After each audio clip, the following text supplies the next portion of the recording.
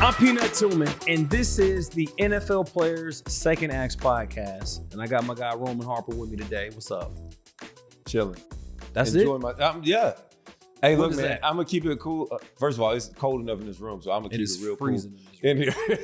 They don't even need You my should help. put your coat on. I'm not. I'm committed to the fashion today. I will say this, though. What's that? Thank you, all of our viewers, all the people that listen and watch us. Please tell a friend to tell a friend to tell a friend. Give us a 5-star rating. Give us a review. Click the follow button and share wherever you pick up your podcast, whether it's Apple Podcasts or iHeart Radio. Please do what you do. Peanut, who we got today? I'm excited about this next guest. He played 15 years in the NFL with the Jets, the Falcons, and the Cardinals. Yeah, 15. That's a long time. He's got 133 and a half sacks in his career.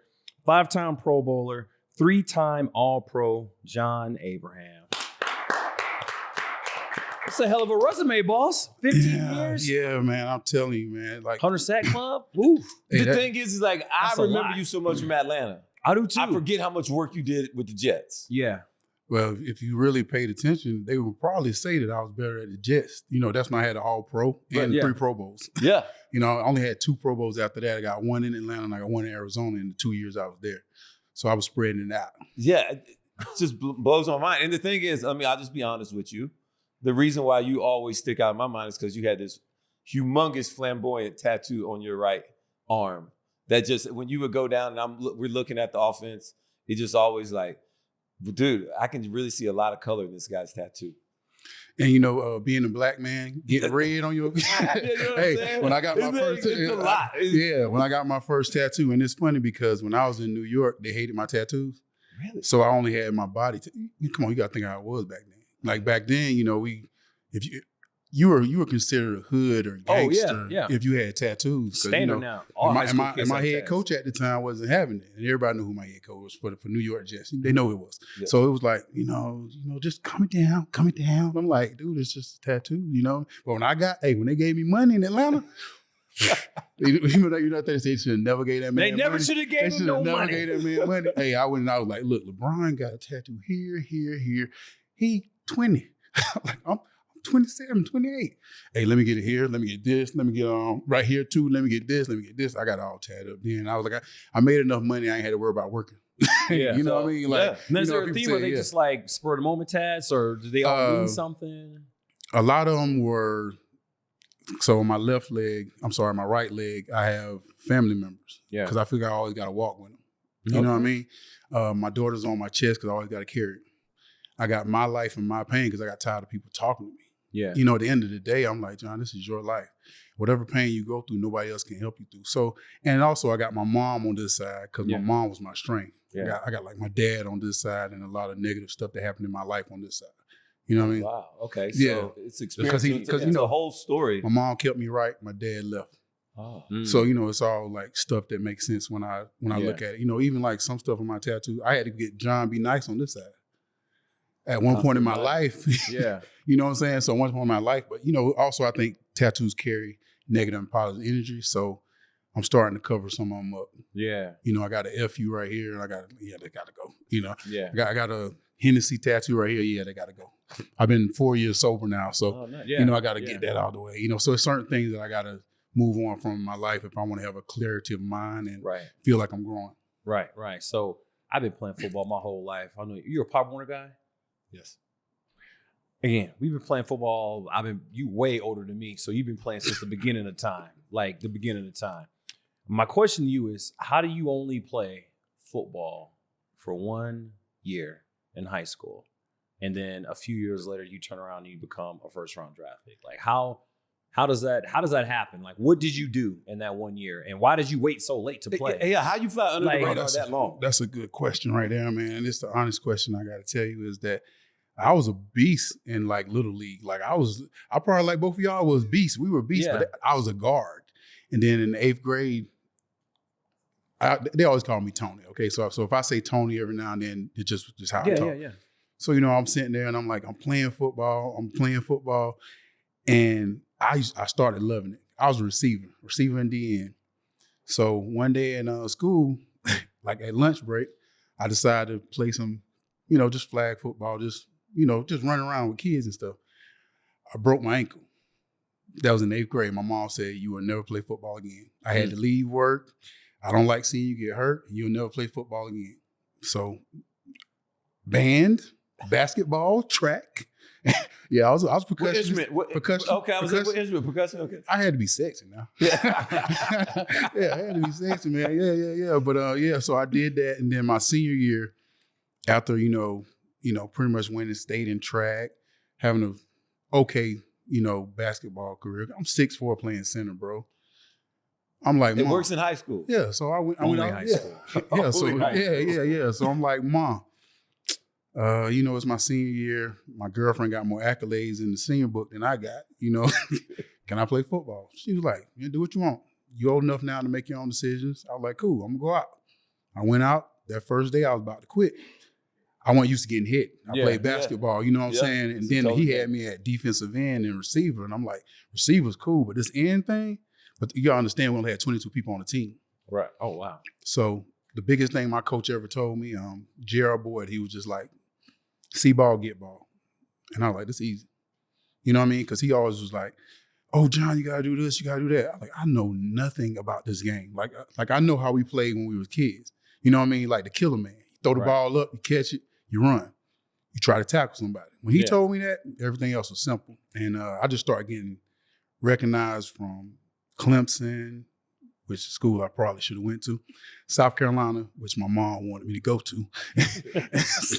So you know what that was. Yeah. So I ended up going to South Carolina, but I started just getting attention from all kind of schools. And as even how y'all doing y'all work now, you think you're prepared till you get into the situation. Right. I wasn't prepared. I didn't know anything about football. I didn't know what school was a good football school. I didn't know what school was this. I just know that I'm going somewhere free.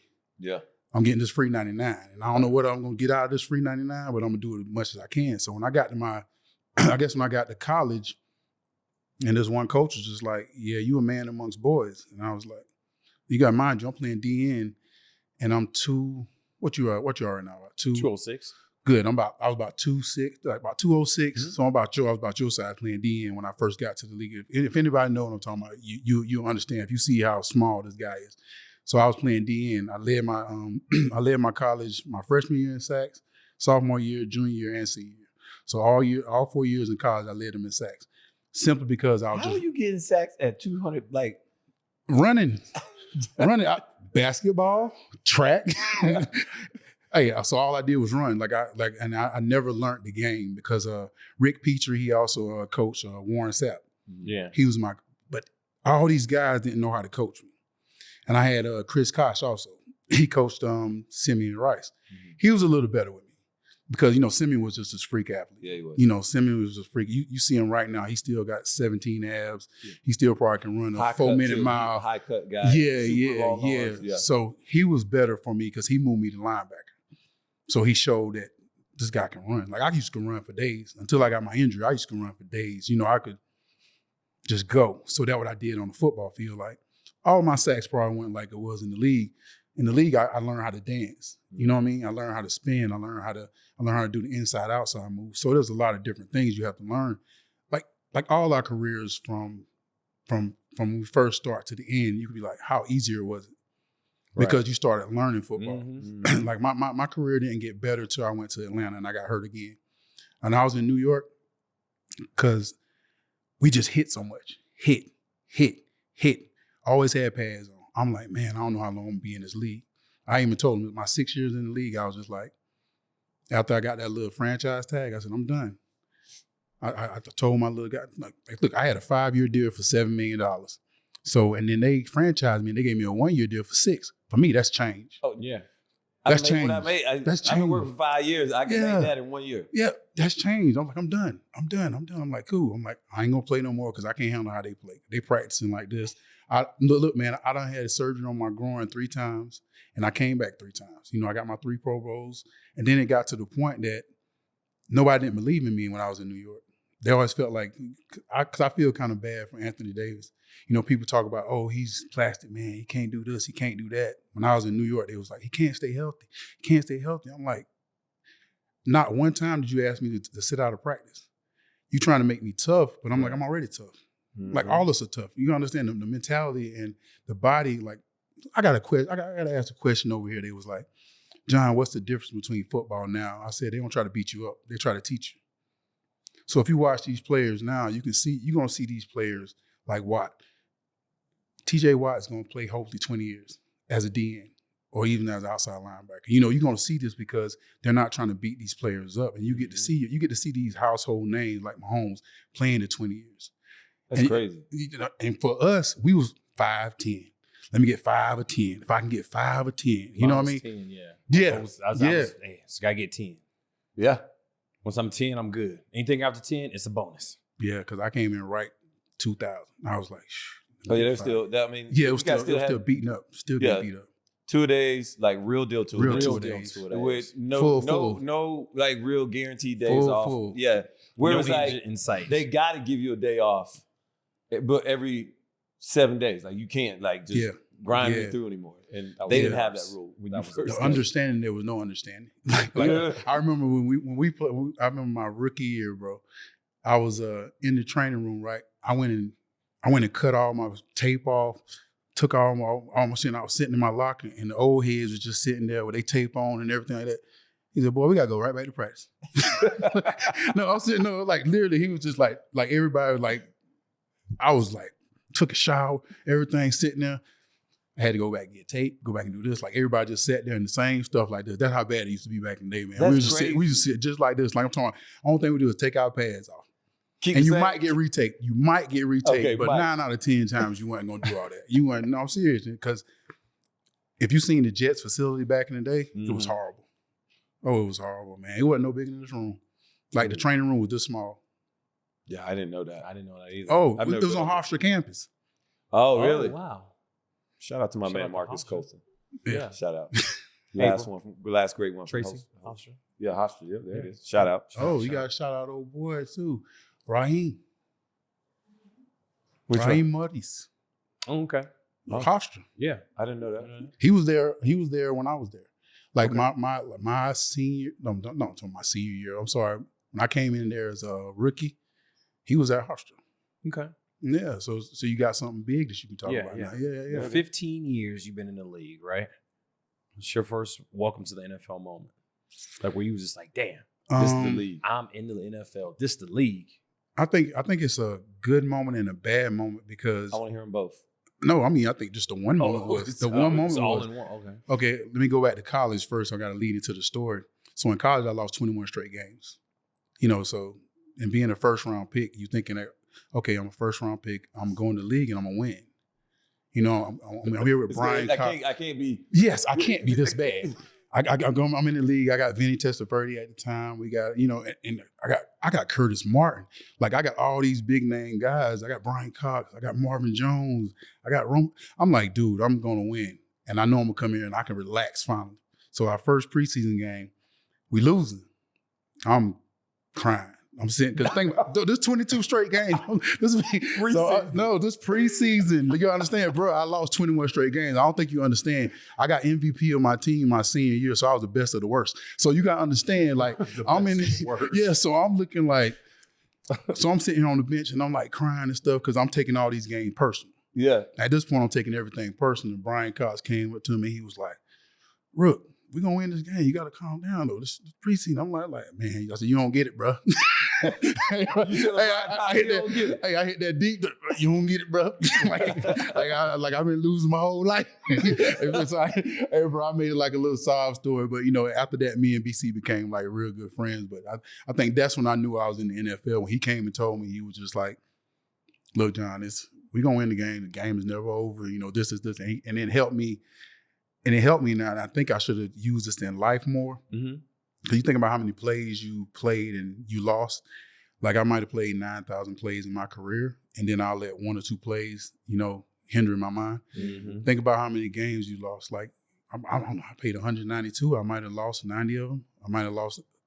Got to do the same thing in life. You know, the 365 days, that 1 or 2 days you lose can't be a loss. Because your career ain't a loss. Like, you know, for me, so it took a lot of stuff, like, after I was done to get, you know, like, really pinpoint on how many times I lost. Like, I want to get sacks. I had like 1,000 some plays one year you had like 10 sacks, bro. You ain't do nothing. Like what you did the other 900 plays. Well, yeah, if you go forward from that angle, right? Yeah. I had a coach named Joe Vitt talk to me about something very similar. He was like, look, football is like, people, we think it's all this glory, all the great. He's like, 85% of football sucks. The practices, the losses, the pain, the injuries, the studying, the practice, but you do it all for the 8 to 10% of the wins. Like that's the sweet spot. And that's what you're kind of leaning on now. It's like, that 10% of where I ball, bro, it changes everything. It gives you all the highs that you need. Yeah. And I would like to know I want to know if you can remember this high. Do you know who your first sack was against? My first sack was Drew Brees. No, I'm lying. Drew Bledsoe. Drew Bledsoe. It was actually, because I ain't gonna lie, y'all, my memory is terrible. Yeah, I was talking to y'all about this. Yeah. You know what I'm saying? So I'm saying, I'm surprised you got it right. I sat here like, you had me thinking. I'm like, I don't know, who was my first sack? Yeah, but it was good because Sean had a sack also. Me and Sean Ellis, we played in that same game, and both of us had a sack in the same game. And Sean was like my brother, man. Like how y'all two close like this. I love seeing stuff like this because I don't have a friend like that. Yeah. Somebody that like from the league. I got friends like two, Skill and stuff like that. But I love to see the, just the camaraderie between two guys. For sure. And like I'm like, dang, I love they show, man. I love that show. The little mugs, the little boy got that show. So it's good stuff that I like to see like that. But me and Sean came in together, and him getting the sack and me getting the sack at the same time was like, I thought our career was going to be like, man, both of us going to the Hall of Fame. We doing it. Oh boy, we gonna be amazing. I'm like, stuff changed. It does. That's life. Yeah. So Thursday they announced on honors the 2024 class to Hall of Fame. So it was Dwight Freeney, Randy Gradishar, Devin Hester, Andre Johnson, Steve McMichael, Julius Pepper, and Patrick Willis. My question to you is, what do you think about that class? It's a beautiful class. I think the only thing that hurts me is that Dwight Freeney, we got the same numbers. There it is. There it is. Hold on, let's talk about it. How many sacks do you have? 133 and a half. I'm not even going to, you don't need to I'll fill in the blank for you. It's a lot. 133 and a half sacks. You have the numbers, the 15 years. And so I understand you're hurt. I would love to hear why. Why do you feel hurt? Or why do you feel like you're not getting the same love? Well, I know it's strictly because my media work, first of all. Okay. I didn't do a lot of things. When I played, I just wasn't a media guy. Mm-hmm. The media has a lot to do with how that perception comes when you're done playing. It's easier to transition when you have people that you can straight talk to and everything. Yeah. But also, championships. He had a ring. I think he was a player of the year. He led the league in sacks. I never led the league in sacks. Never was a player of the year. I just balled. Mm-hmm. I can say that double-digit sacks, I have 8 years of that. 2 years, 9.5, so almost 10 years of double-digit sacks. Mm-hmm. I played 192 games. A lot of guys played over 200, and their numbers are maybe this far away from me. Mm-hmm. You know what I mean? And if you think about 192 games, only 12 years. So in my mind, I feel really lost because I'm like, dude, if you never got hurt. So it took me a long time to get over that situation. So I'm happy for Dwight, though. Yeah. But it also showed me that I am a Hall of Famer. Yeah. I'm like, think about if you put them 40 games, oh my God, like the numbers would have been like, okay, even if I wouldn't have made it then, I still got to say, John, from where you came from a small town, Timbersville, South Carolina, playing on 22 people, 1 year of high school football, losing, 21 straight games in college, being a first round pick. Every time you got hurt, like every year I got hurt, except for my last year in the league, I came back and made a Pro Bowl. Yeah. So it's a lot of stuff that I had to start patting myself on the back, because, people don't care. Like, once you're out of the shadow, they ain't gonna look for you no more. Like if y'all didn't have this right now, people know your name is Peanut, but they won't care about how good you was or how you punched the ball. They be like, oh, I don't remember him. You could walk out there, if you didn't have your show, you can walk out there and people would walk right by you and not say anything. And, it's all about the, I guess for me personally, it had to be about like, dude, you got to start giving yourself gratification. Yeah. I was always worrying about what I didn't do compared to what I did. I'm like, dude, you did all this. Like I was number 9 in sacks when I retired. And this missing 30 games. I was like, how are you going to be mad at yourself about that? You know, instead of being proud of like what you accomplished. What you have accomplished. Because like I said, I came from Taylorsville, South Carolina. Like literally nobody ever from Taylorsville, South Carolina made it to the league. Lamar, South Carolina, yes, we had LeVon Kirkland. I was second after him, but nobody ever made it. Like I'm the only person who ever did that. And I got to start patting myself on the back for the stuff I did accomplish while I was in the NFL compared to what you didn't, you know what I mean? Mm-hmm. So how proud are you of yourself, considering that, I mean, you had a phenomenal career. You just said, you in my opinion, I think we can agree, you had a Hall of Fame career. How proud of you of yourself, considering the fact that you only played 1 year of high school football? Like I told you, man, like honestly, and I think everybody kind of knows it now, I've been doing treatment for 4 years. Yeah. Working on treatment, and now I'm starting to get gratification. Yeah. When I was done, though, because I got hurt, Mm-hmm. and they, oh, you bleeding on both sides of your brain. I'm like, dang, I ain't gonna be able to play no more. I was like, first of all, it's 15 years, bro. Ain't nobody, because I still remember going, and it's crazy because my memory is so spotty, but some things that, usually the negative stuff, you can remember, but the positive stuff, you can't. Yeah. Yes, it makes no sense. But I remember coming into Bruce Aaron's office, and I was crying, I was like, Bruce, I don't think I can do it anymore. He was like, John, and I always had my coaches like Bruce, Mike Smith. Those are two guys that if you ever got to play under these guys, man, like they're a real man. I know BA well. It's never a job for him. Mm-hmm.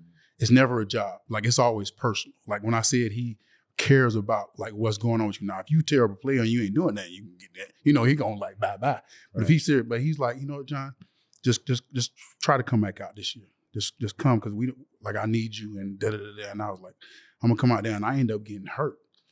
And then I ended up seeing how bad I was. So he actually helped me more than hurt me.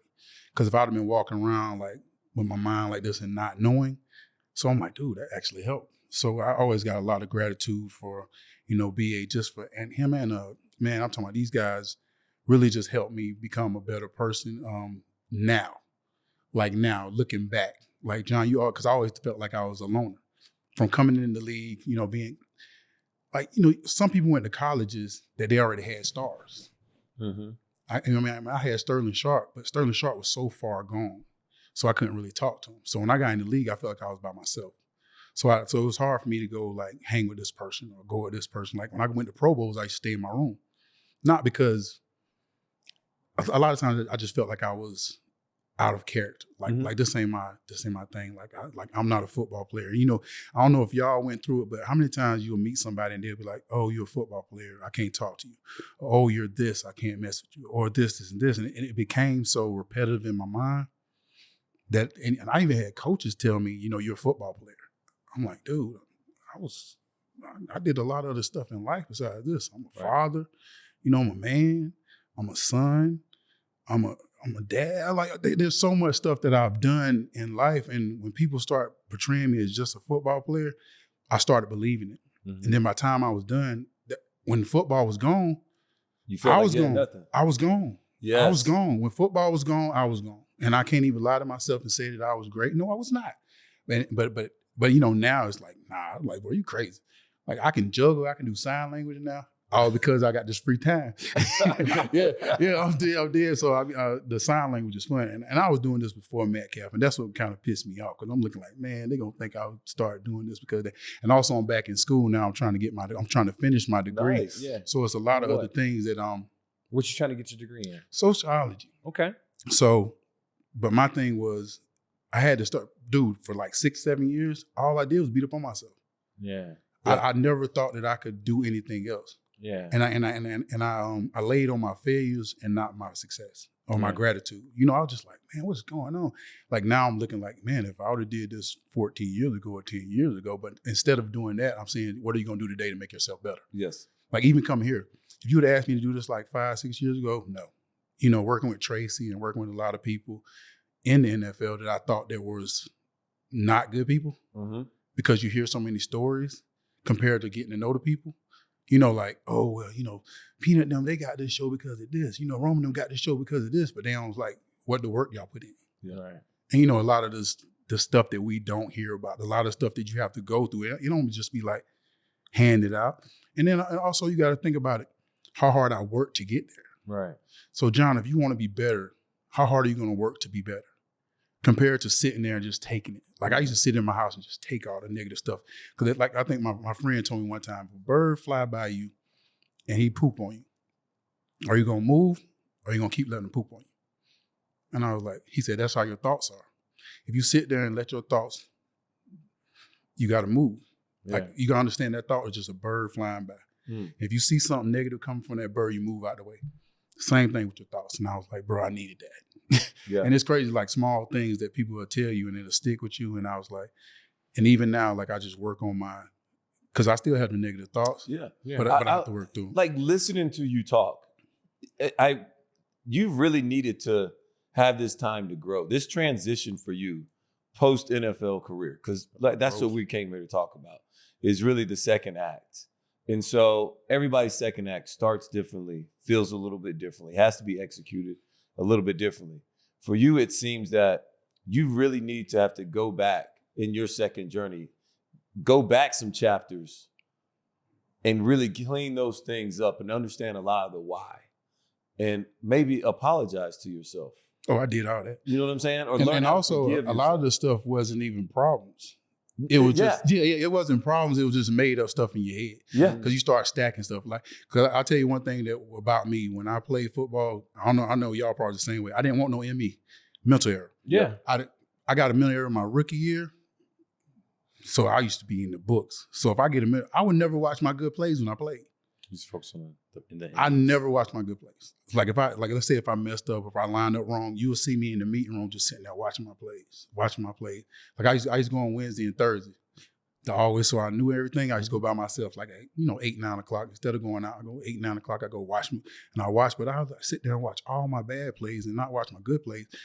That's how I messed up in life, because it transitioned into life. So all my mind used to used to playing back. It was negative stuff. All this happened. Okay, that's when I was telling y'all earlier about you played all these plays. You might have missed that sack, but you came back to get another sack. Why you ain't doing that in life? You might have missed this opportunity. Why you ain't coming back and do this opportunity? You still here, ain't you? They ain't cut you. Yeah. God ain't came and got you. Yeah. You still here. You still on the team, boss. You starting too. So let me get out and do stuff. So, but there's a lot of things, like you said, looking in your past. And I was like, dang, that was one thing. And also I talked with Toot and them. A big thing was getting a better relationship with my mom. This is the post thing we're talking about. So getting a better relationship with my mom, because my mom was a Christian. She holiness lady. So she didn't believe in a lot of flashy stuff. Like the reason why I never try to be too flashy, even though I was outside of football. I used to do flashy stuff because I thought that. You told us you played percussion because you want to be smooth. Yeah, but I thought it was a lot of stuff. A lot of negative stuff I did in my life. I thought it was portraying being a man, because I never had a real role model. Okay. So when I came in the league, when I was in college, I didn't drink, I didn't smoke, I didn't go out or anything.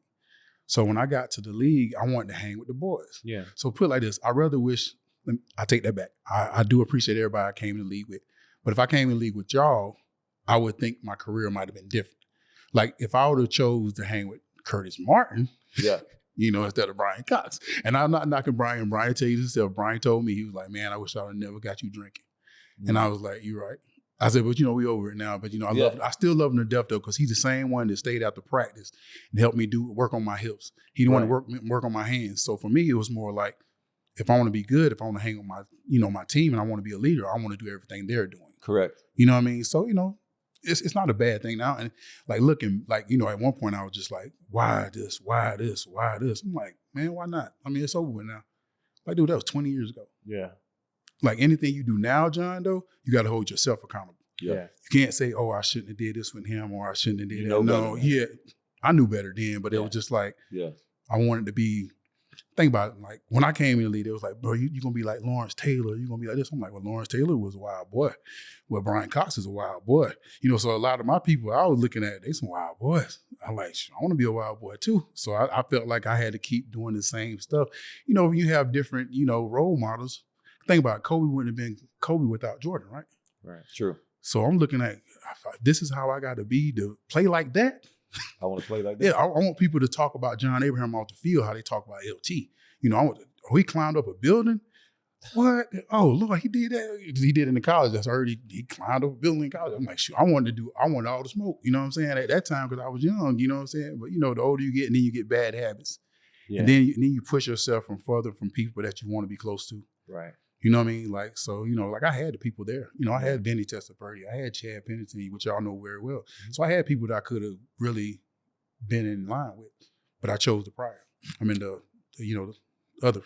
Yeah. So I know we retired. I'm a year older than you as far as my retirement.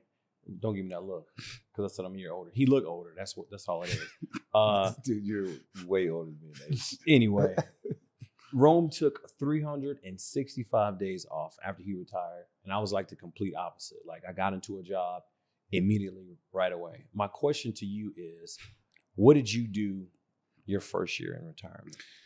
Okay, I'm gonna give you what I can give you. Okay. So like I told you, I had a head injury, and I had, they said I was bleeding on both sides of my brain.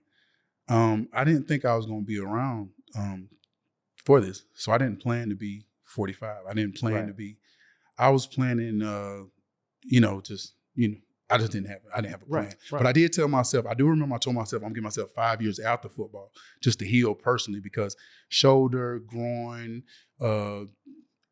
head injury now. So I said, I'm gonna need 5 years. I'm gonna need 5 years. And 5 years came like in 3 days. Yeah, that happens really fast. Because you said you took a year, and I'm like, man, I know it was like. It happened fast. Yeah. So I sold myself 5, and then I woke up in 2020, and it was like, dude, it's been like 8 years. I'm like, John, you got to tighten up. Like, I started like, this time went so fast. Like, you got to tighten up. You got to do something with yourself. So what was the plan what were you going to accomplish in 5 years? I'm going to tell you what happened. Like I said, it was literally some kind of, I'm like, what no, it was literally, it was, okay, at the time, I had real estate already. Yeah, okay. At the time, I had a lot of stuff going on that was good. Well, I thought was good. Okay.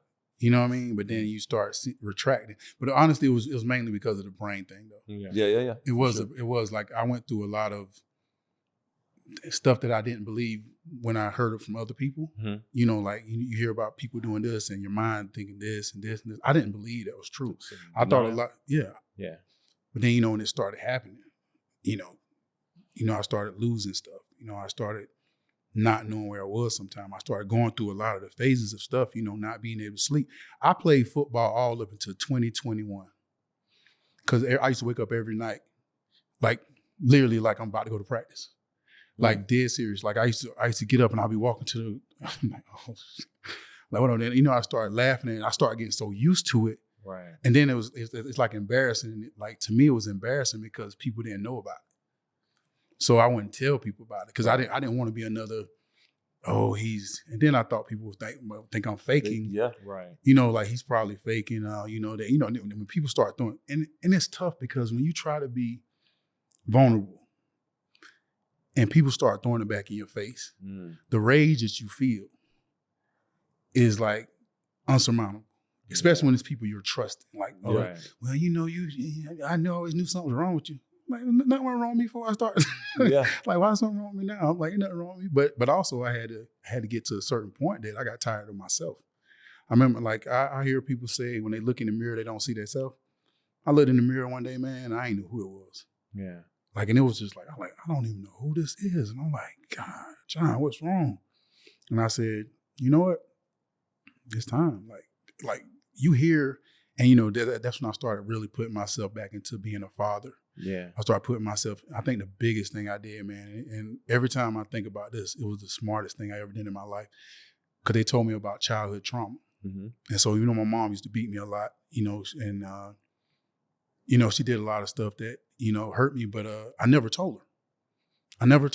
But also being an adult, understanding that she's a single mom, and that's how she was raised. Yep. And then understanding her hurt, going through her trauma with her. Generation. Like literally, I went through her trauma with her. Like I talked to my mom, my daughter, my oldest daughter, my mom, because I put a lot of trauma on my oldest daughter. Yep. Yeah. All three of us got on the phone.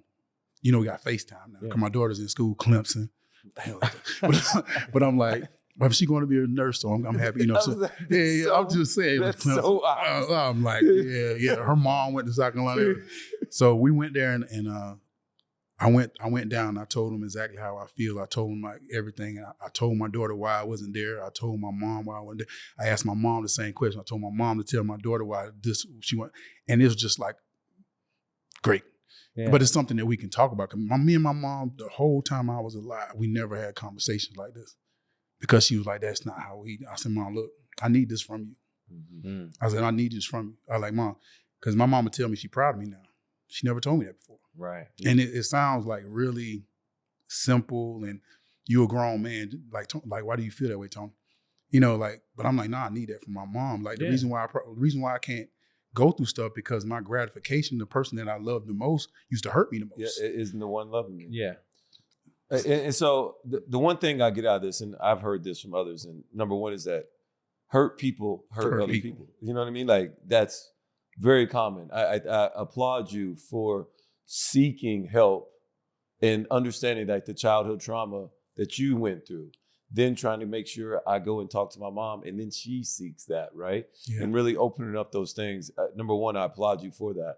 The question I have though is, when did you find and seek help? Like what was that moment when you looked in that mirror? Who did you see?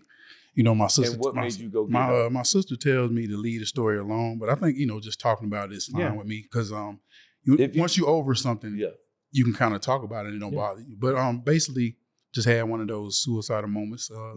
And I tried to go for a cop's gun, and because I couldn't really do it myself, like it was just like this is the perfect thing. I was at the hospital.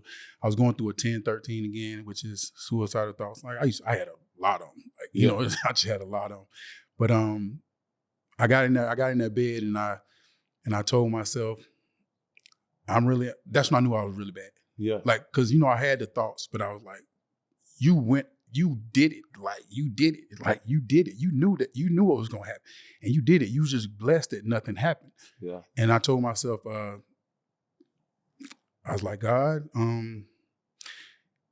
if you start helping me mentally, like I don't want nothing else. I don't want nothing else. Like I don't care about no money. I don't care about no cars. Trust me, when you going through stuff like that, none of that matters. I said I'll stop drinking because I knew that was one of my bad habits. I said I'll stop drinking. I'll never drink again. If you start helping me mentally, that next day, mentally everything started coming. Mm. Mentally, because when I was in that little 10-13, somebody was sitting here talking to me and somebody else was sitting here talking to me and I still had the suicidal thoughts and I was scared to tell everybody. I just kept saying I was dual. And I didn't know dual meant you like, you got two things wrong with you, but I thought it was just like, okay, I'm dual. But you know, it was just like, I didn't want to say I was suicidal. It was hard to face the fact that this is what it come to. You know what I'm saying? It was just hard to face the fact. So when I finally came to it, like now, and I started coming to things like this to see y'all don't even understand. I saw y'all in the Super Bowl, not Super Bowl, I'm sorry. I saw y'all at the draft. And I wanted to speak to y'all then, but I ain't had the confidence at the time. Yeah. But that's just how I am. Wow. That's just how I am. That's how I am with a lot of stuff in life. Mm-hmm. You know what I'm saying? But now like facing my confidence and stuff. Because when I see strong black men like y'all, it makes me feel like I ain't did enough. And it's not, and this is a praise. This is not a knock. This is a praise because I love to see y'all like that. But I'm like, dang, John, you got to work on yourself because that's how you want to look too. So I'm telling y'all, this is something that's positive to me, but it took me a while because, like I said, me coming from Timorsville, South Carolina, being on the losing team, you know, like not even being in the Hall of Fame yet. What do I got to talk about? Like, you know, what's my, you know, like if I had the Hall of Fame now, I'm like, hey, what you know, y'all get I had a Super Bowl ring. I could do all that. But for me, like I had so high standards for myself and I didn't reach them. Because, you know, some people just happen to be in the league. Right. I was like, man, I want a Super Bowl. I want this. Like Pro Bowls didn't mean nothing to me. All Pro didn't mean nothing to me. I wanted to be a winner. Because I know for a fact if I win, if you win a Super Bowl, if you get one good play in the Super Bowl, if you get one good play in the Super Bowl. Yeah, David Tyree had him on. If you get one good play in the Super Bowl, you can pretty much solidify your life. You good for the rest of your life. I never had that. You know, I never had that one play. Only play I can talk about in my career that everybody's like, oh, everybody know about, even though I wasn't the person who did it. I was on the field when Drew Bledsoe got knocked out of the game by Sean Ellis and Mo Lewis. Yeah. I was in that game. So that's the only good thing. That's like the only play I can really like put on my history. Like, oh yeah, but John, you didn't hit him. I was in the game though.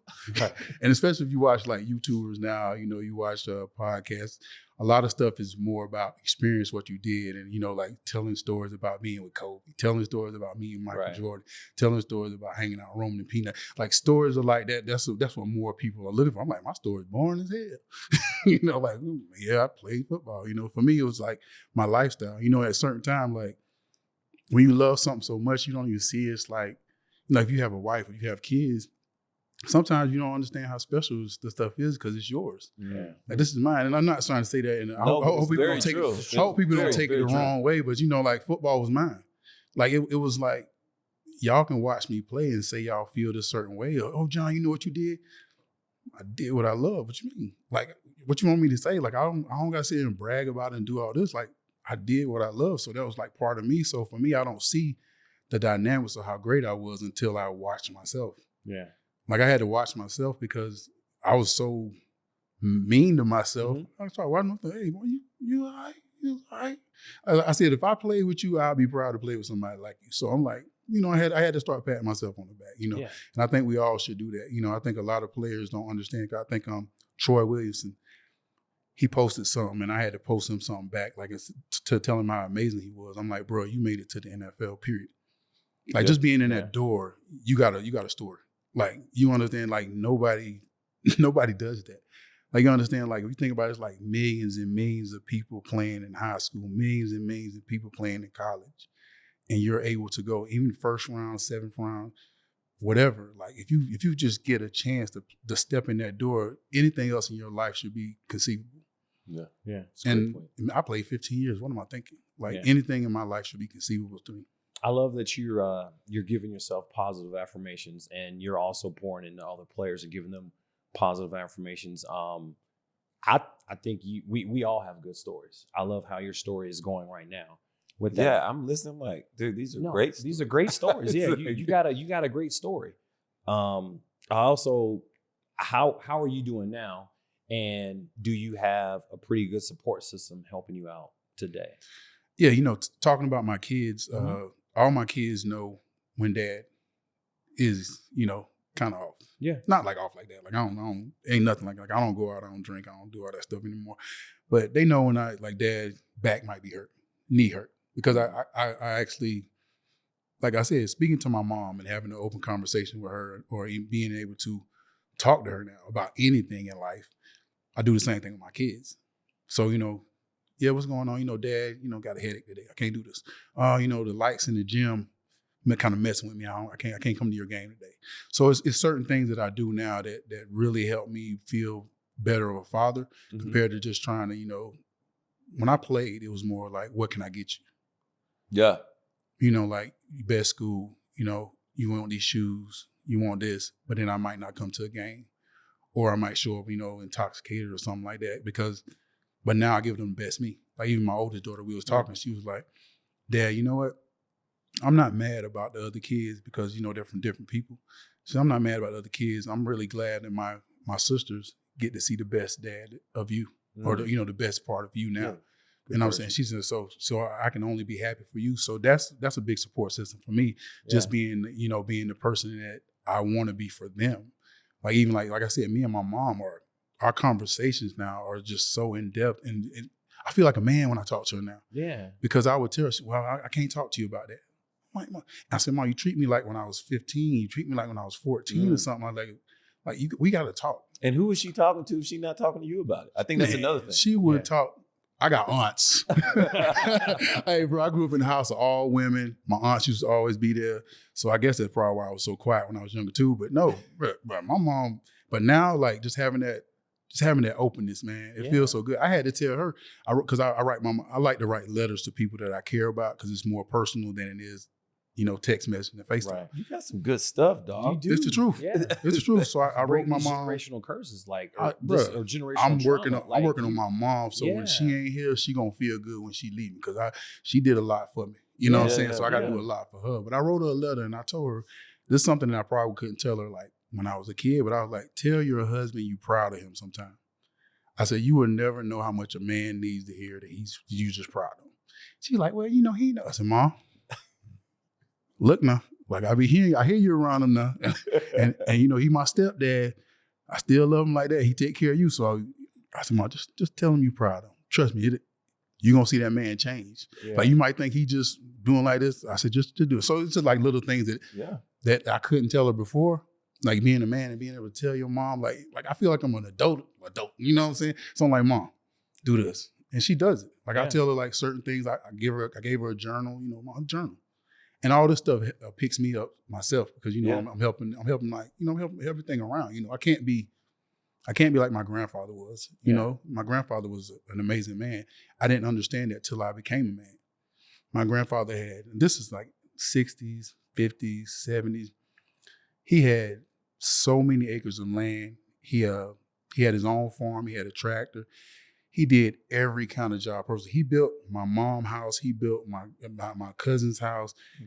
This dude, and my mom told me this, and this I think this what put it over the top for me. Because my grandma was a beautiful lady. Like, you know, I think we all think our grandparents, our moms, everybody are beautiful. My mom told me that my grandmother was sick. They used to say sick in the head.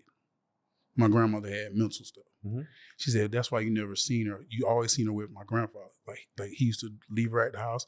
He used to come home, cook, clean, do all that stuff. So I said he would go work. And this kind of love he had for his wife. Yeah. And even when he would like go to work sometime, he would take her to work with him and he would just sit there and watch it. And I never knew why that. I always thought that, you know, my grandma was working and my grandma was doing this. My mom was like, no, grandma wasn't good. Like mama wasn't good for a long time. And I was like, so the aspect of the stuff that I wanted to do for my family, the monetary things I thought that we could take care of stuff that didn't do nothing to help these people. Right. I'm like, man, that's a man. Like, that's a man. Think about it though. Like my grandma used to stay fresh, come to church with a gold tooth in. I'm telling you, and this is all my grandfather working on this stuff. So I'm looking like, man, I got a story that is so beautiful. And that man, because he used to always take me in. This is how I got my work that day, and I never even realized it. On Saturdays, he always took me with him to work. Like on Saturday, bro, I'm talking about Country Strong. You ever heard Country Strong? Yeah. Yeah. Of course. So, I'm from Alabama. Yeah, he used to have me, you know, putting shingles on my shoulder. And I'm like, I was a skinny kid, man. You know, he taught me so much stuff. I can't reciprocate it now, but he taught me so much stuff, you know, like, you know, but you know, how to do toilets, how to do all kind of cleaning, all kind of like building houses and everything. And I'm thinking like, I always thought it was punishment. He was just a grown man spending time with his grandson. Yeah. So that little stuff right there. Yeah. Like thinking about it now, I was like, man, I didn't even notice it. You know, like, cause as a kid, I'm like, why my other cousins get to do this? He knew I ain't had no father, man. He used to always, that Saturday, he used to always, Tony, come, you going with me today?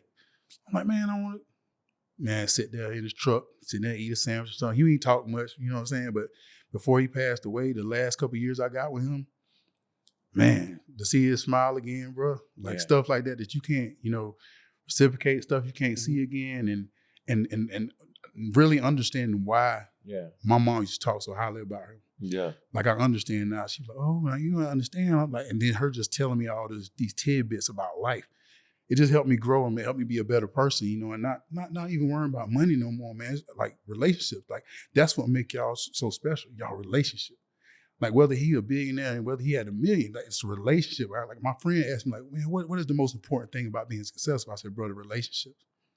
You build as many relationships as you can in life. And if you mess up with somebody, move on. If you don't, bring it back. But the relationships, like I tell you, like that's what I miss about football the most. Just relationships. Yep. I don't like the checks are good. I ain't gonna lie. Checks are great. Checks are good. Yeah, they're great. Checks are good, but if you think about it, if you get a good relationship, the checks will still come. Yeah, it's very true. Yeah. I number one, I think your story has been absolutely amazing. I think I love your story because it's so much more relatable with so many more people that are struggling in other areas in their life, not just football players. Mm-hmm. You see what I'm saying? Yeah. And you sometimes may feel like an outlier as a football player because as football players, everybody thinks we got it all figured out. And so when you see people that are supposed to have it all figured out, be candid and vulnerable enough and explain to us that I don't have it figured out. I think you bring so many more people in and so many more people are going to love listening to your story And that's why you need to share it more. That's because your strength. it's not about this group. You can affect so many more in this world, in this country, because of your story in the way of so many people think that we got it figured out. Yeah. And the fact that you're open and able to tell it and explain it and so deeply and passionately that I don't have it figured out.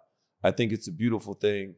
I love that about you. You seem like you are being the best version of yourself, even though you're an all-pro, you were a Pro Bowler, all these other things in the past.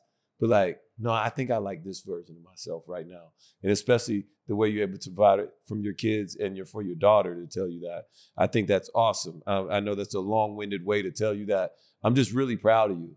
And listening to you tell all these things, it's just amazing. Now, we end our pods usually with one big question that we like to have everybody, except for Nnamdi Asomugha, who, had to do his own thing. But I'm excited. I think I may know who is going to be on this list, but we do a Mount Rushmore of influence, like the people that have affected you, influenced you the most in your life, whether it's coach, on the field, off the field, all holistically. Your Mount Rushmore, you get 4.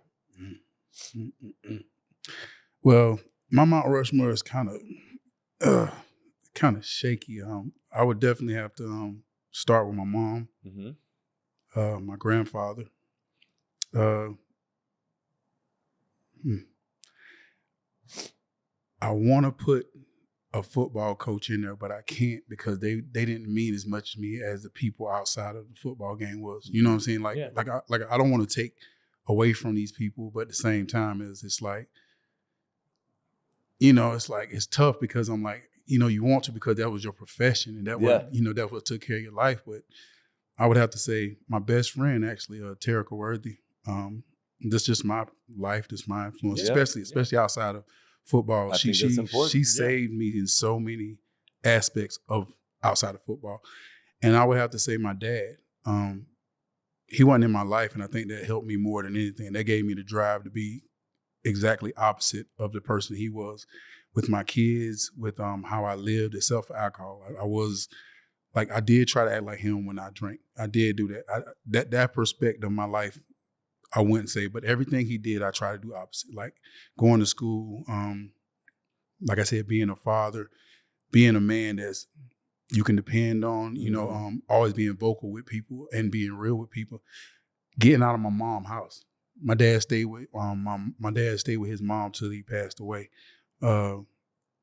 So he's probably the biggest one, like the biggest one for me. And it's a Mount Rushmore. People have so. I got other things I can talk about. If you talk about my life though, and what I think about when I'm at home, I think about those people. I don't think about like what my coach told me. Like when I walk through life, I don't think about like when I walk through life now, I think about, he'll never see this. Yeah. I think about she'll never see this. What can I do to make my mom more happy? What can I do to make my best friend more happy?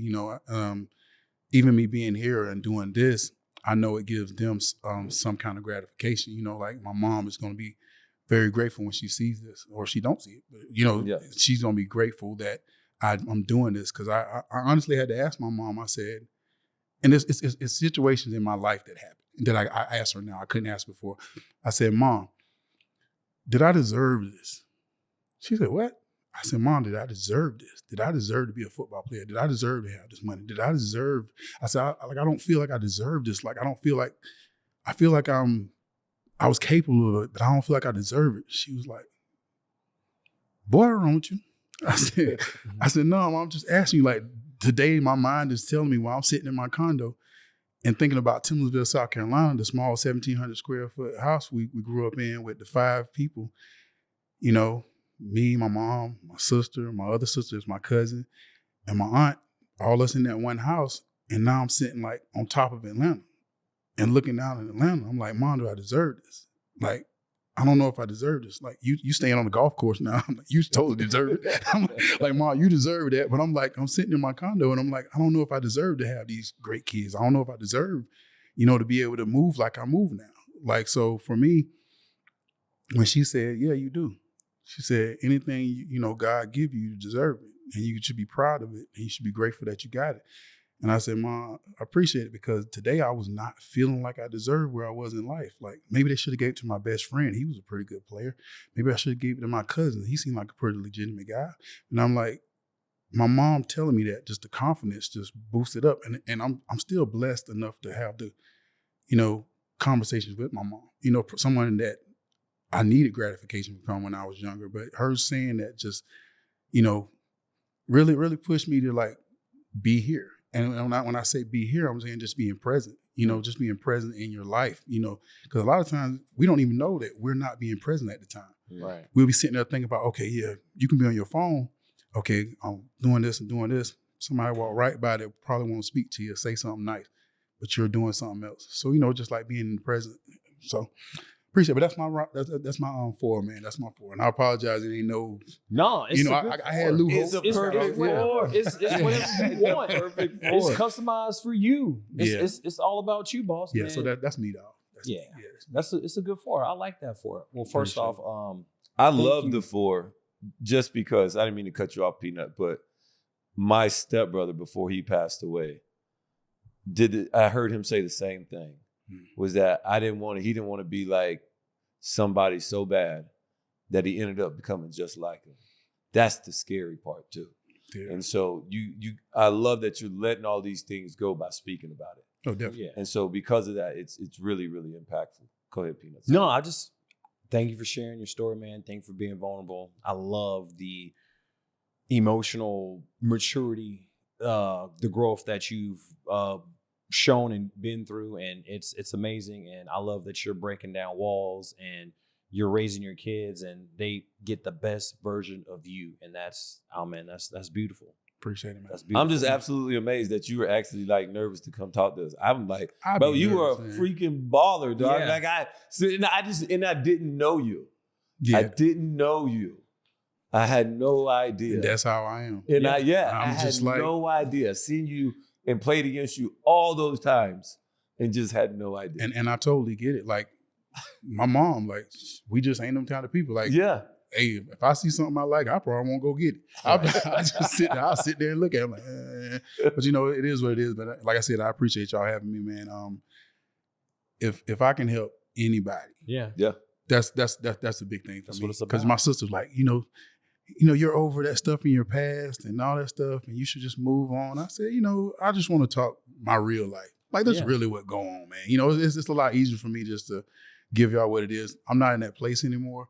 I'm in a better place, and I can give a better, view of me. So a lot of times, like walking up to people now is a lot easier, right, compared to it was then. We appreciate it. I love that. To share your story and you just to speak open and vulnerably. I think it's more impactful that way, man. Appreciate it, John. Appreciate it, man. All right, we get y'all out of here, man. That was beautiful. Really emotional. I mean, I'm a little bit tearing up, honestly. But wherever you listen to your podcast, thank you so much, man. Give us a 5-star rating. Give us a follow. Click share. And what is the other one, Peanut? Link, subscribe, follow, share, leave a comment. Dude, you're so much better than me right now. I don't know what it is. But anyways, wherever you pick up your podcast, whether it's iHeart Radio, Apple Podcasts, please, man, we appreciate it. Tell a friend to tell a friend to tell a friend. I'm Charles Tillman, John Abraham, Roman Harper. Hey, this is the NFL Players Second X Podcast. We out.